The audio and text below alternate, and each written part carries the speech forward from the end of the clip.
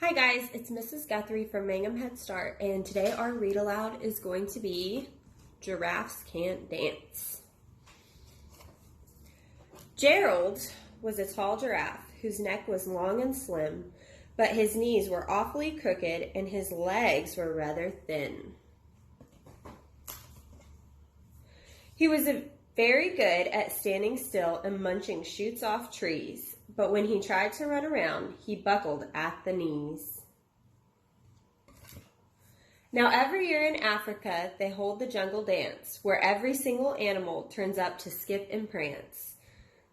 And this year, when the day arrived, poor Gerald felt so sad, because when it came to dancing, he was really, really bad. The warthogs started waltzing, and the rhinos rocked and rolled. The lions danced a tango that was elegant and bold.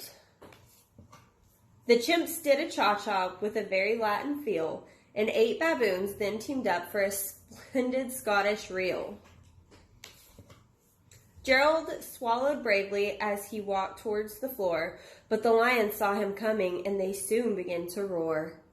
"Hey, look at clumsy Gerald," the animals all sneered. "Giraffes can't dance, you silly fool. Oh, Gerald, you're so weird." Gerald simply froze up. He was rooted to the spot. "They're right," he thought. "I'm useless. Oh, I feel like such a clot." So he crept off from the dance floor and he started walking home. He never felt so sad before, so sad and so alone. Then he found a little clearing and he looked up to the sky. "The moon can be so beautiful," he whispered with a sigh. "Excuse me," coughed a cricket who'd seen Gerald earlier on, "but sometimes when you're different, you just need a different song." Listen to the swaying grass and listen to the trees. To me, the sweetest music is those branches in the breeze. So imagine that the lovely moon is playing just for you. Everything makes music if you really want it to. With that, the cricket smiled and he picked up his violin. Then Gerald felt his body do the most amazing thing.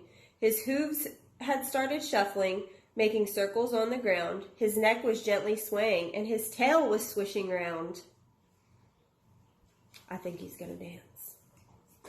He threw his legs out sideways and he swung them everywhere. Then he did a backward somersault and leapt up into the air.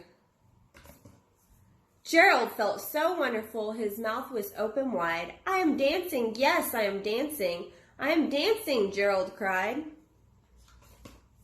Then one by one, each animal who'd been there at the dance arrived while Gerald boogied on and watched him quite entranced. They shouted, "It's a miracle! We must be in a dream. Gerald's the best dancer that we've ever seen." "How did you learn to dance like that? Please, Gerald, tell us how." But Gerald simply twirled around and finished with a bow. Then he raised his head up and looked up at the moon and stars above. "We all can dance," he said, "when we find music that we love."